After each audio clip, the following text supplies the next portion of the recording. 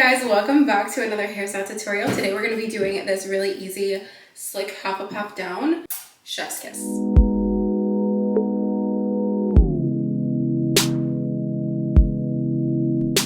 Taking some water, just spraying the top half of my hair, and then I took out some face framing pieces.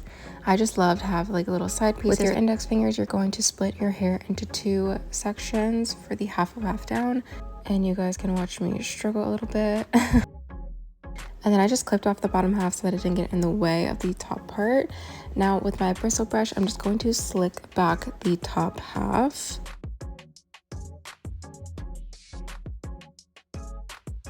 Now tying that off, I used a bigger hair tie just because I feel like it helps keep my hair more slick back, just because it's like super tight. But you guys can obviously use whatever works for you.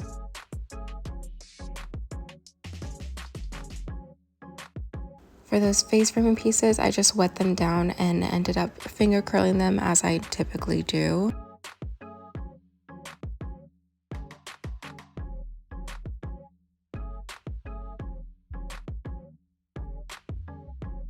And these two pieces weren't even, so obviously I had to cut it, duh.